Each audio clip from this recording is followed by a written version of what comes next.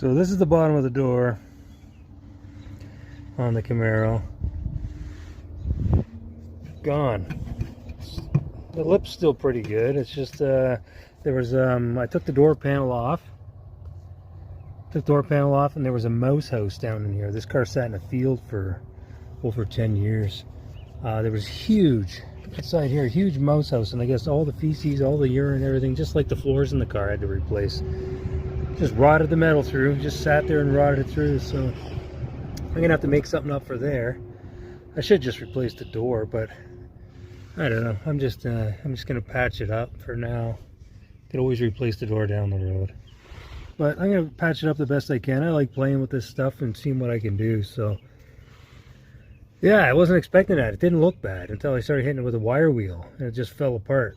So yeah, what can you do? So I got to replace this corner right here and that corner up there. So but I did not expect this whole thing to be gone.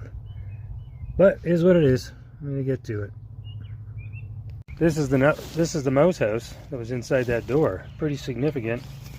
It's huge. So that was just in the door. You should have. I didn't get videos of what I pulled out of the floors and the seats out of this thing, but oh my god. All right, so this is a piece of shelving unit. It's nice thick metal. It's good shape. Why wouldn't I use it? I'm gonna cut it up and use it on the bottom of that door. It's already got paint on it, which is nice, both sides. I just have to paint up where I grind down and cut, obviously, but I still undercoat it and stuff. But yeah, so I'm gonna cut a strip out of this to go on that door. And why wouldn't I guess? It's free metal. All right, so I got a piece started, tacked in there.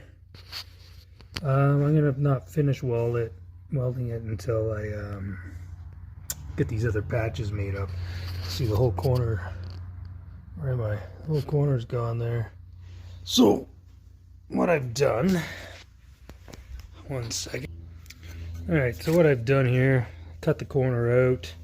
I'm gonna make it out of this, and I'm going to try to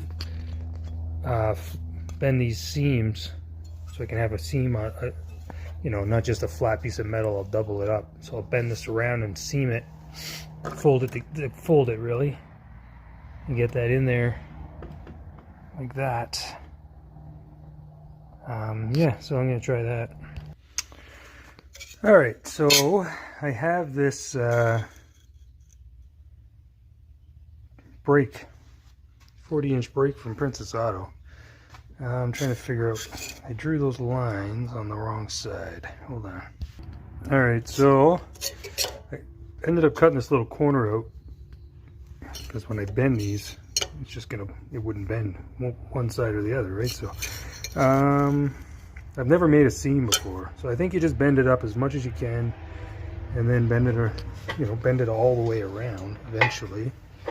So I'm going to tighten this little brake down. This little brake's been, to be honest, it's been worked really well for me. I mean, as much as I've used it, works really well. That's 18 gauge, bends it no problem. I'll bend that over as far as I can get it.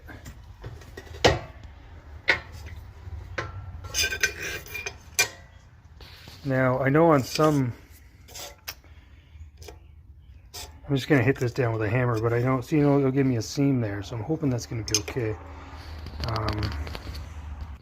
So yeah, I'm just going to tap this down with a hammer. Can't do it with two hands, so. I know on some of the bigger brakes, I hammered that down, but I know on some of the bigger brakes, you can just pull up on your lever, so this raises, put that under it, and then squish it down, but I don't have that brake. So now the only thing I'm worried that this isn't going to bend as far because this is in the way. Sorry, kind of concerned that this isn't going to bend up as far because that's in the way. I may have to trim that back, which I should probably do now before I try to bend it because it'll be harder to get in there. I'm just going to trim this back here on an angle a bit. Alright, trim that back a little bit, but it's still, yeah, there's a little piece there still, but anyway, I'm going to try it. Now, I don't know how much space I'm supposed to allow on the metal for the bend, for the flap there, you know. But so we'll see if this works. I'm not sure. I've never done it before. Okay, we'll bend that over with a hammer. 1 second. All right, so that's what I ended up with. I made a seam on each end. So it gives me that double, and it gives me that door finish right there kind of thing, right? So that's what I came up with. Now, more mouse nest came out of there. But anyway, this is my plan. Fits in there. Oh, where are you? Let me get you a better angle. There you go. I think it fits in there pretty good. Might have to... Looks like it droops on this corner right here a bit. So I'm going to take a little bit of material from here. So I push it up a bit. Let me close the door and try it. See what it looks like.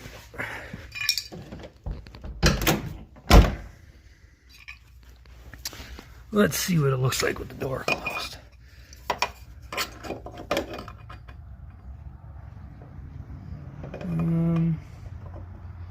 Yeah, it's definitely drooping down. So I gotta take some material out of right here. I'm gonna grind that down. All right, so that's my patch. Pretty much like that right there. I'll have some filler.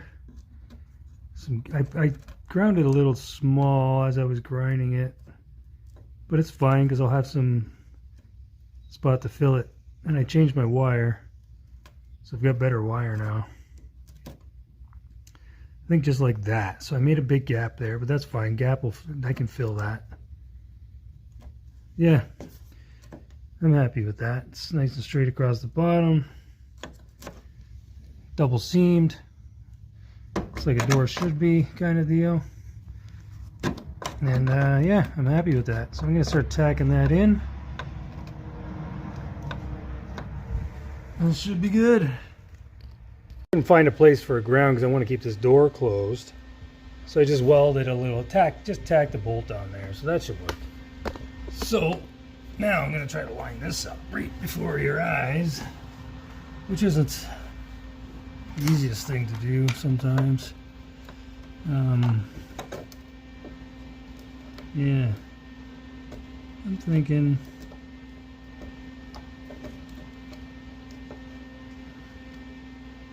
right there is probably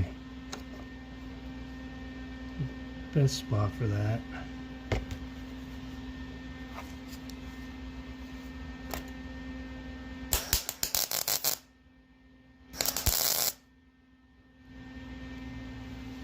So we got it tacked, and I can take off my magnet. I can play with where I want it. I think it looks pretty good. You gotta remember, these door gaps were never perfect in this from the factory. This here I'm gonna fill with weld. Should I move that back a bit? Maybe I should move it back a bit. Let's break it off. Should go back just a little bit. Just a little far ahead. So let's put the magnet back on. You gotta make sure you get it where you want it. The only thing is, I think I gotta take a little more off of there. Yeah, I think this, so I took a little bit off. I think that's way better. Moved it back a little bit.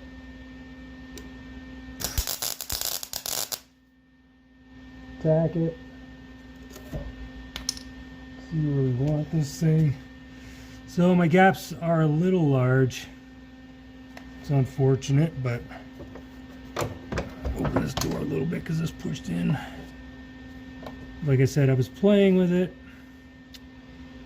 and yeah, it's fine. I can feel that, no problem. Just extra penetration. So, you know, preferably I wouldn't have made them that large though. But get them nice and straight there. Light.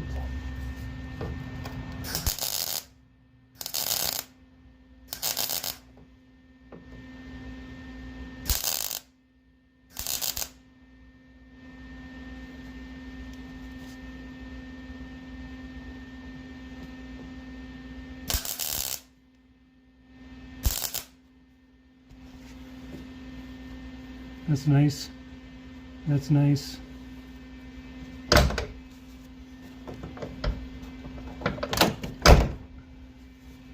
Yeah. So that's my patch. It's a little tight in the corner down there, but this door gap is, even on the other side where I haven't touched it, isn't the best.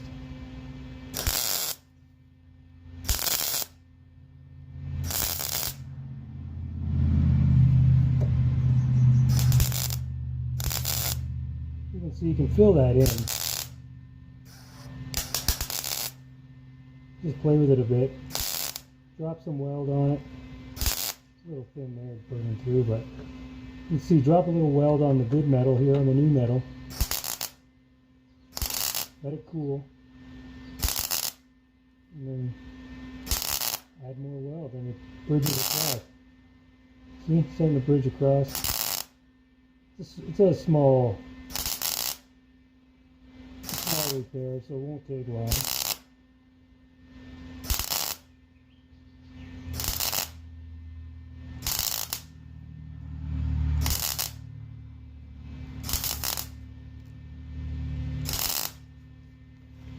See, I don't know if you can see that in there, but it's bridging across, and once you grind that down, it'll be perfect. And I'm actually really happy with that repair. It is a little tight right there. I'm not going to grind it back because I don't want to ruin my double edge there. I mean, I could grind it back and weld it again, but we'll see what it looks like after I'm done. I can grind it a little bit.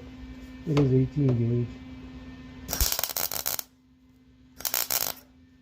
Like I said, my gaps, I got a little grind happy, so my gaps are a little large.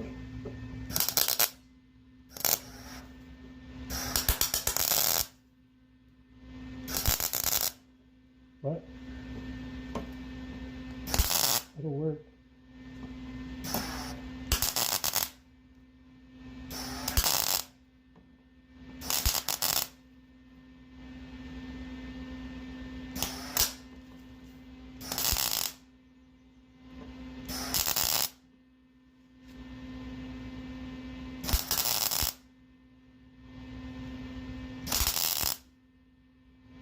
Yeah, you just play with the welder, get it to go.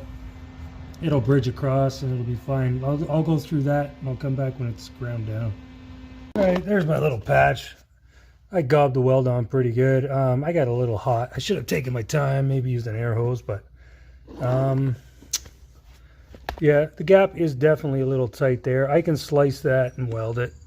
Not a big deal. But I'm going to grind it down and see what it looks like. Alright, I ground it down a bit. It's really nice. In my opinion, it's really nice. Anyway, that'll be nicely bondoed. You always got to put filler in the car. I don't care what people say. But it needs filler and paint and all that. So that's a really nice patch as far as I'm concerned. I could grind down and make that gap a little better there. But honestly, the other side's just the same. And I haven't even touched it. These cars are not perfect. They're gaps. And I'm not going to make it perfect. So where am I? So yeah, I'm really happy with that patch. Seems okay here. There's a little bit of Bondo there. I don't know if I want to get into because it's not bubbling. This whole door, like I said, should have been changed. But I didn't change it. So now I got to do that patch and a little... There has been a patch. Somebody else welded a patch in right there. You can see... and it didn't hold up. I don't know how long ago. Like I said, this car's been parked over, well, it was parked for 10 years. I've had it for about 4 in a container, so it's sat for 14, 15 years. So that's got to be replaced. That looks pretty good. I showed you the patch I did back here yesterday. That turned out really well. And then I got to finish welding up inside the door. And there I made that. It was all rotted away. And I made that. So now I got to finish up a piece for here. There's my seam edge there. Oh. Focus in a better. Anyway, I did put a little too much heat to it, I think. But I wasn't concerned about it warping down here either. But anyway, I should have taken my time, blew some air on it or something.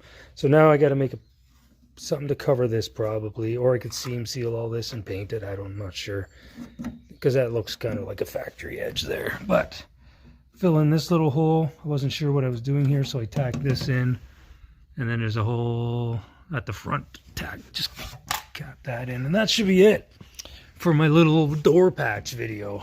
I think it looks amazing. So if you like the comments, or if you like the content, you know, comment, subscribe, like, all that stuff.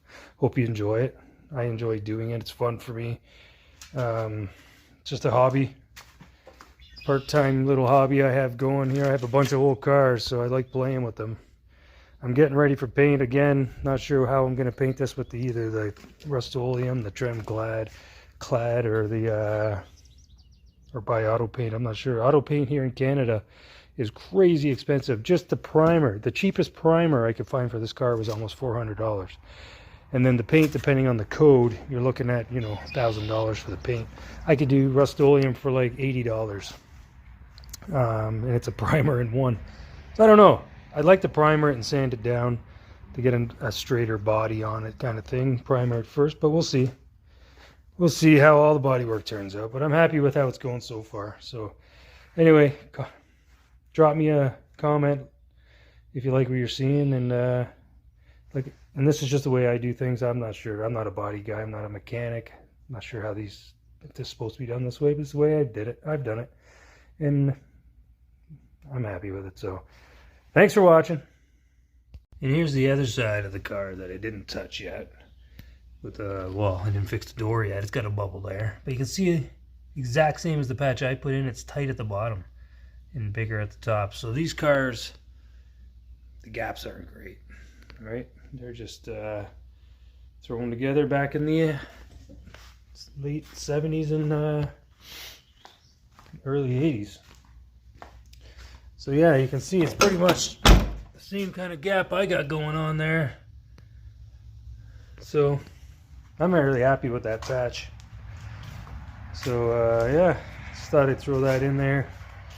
Have a good one.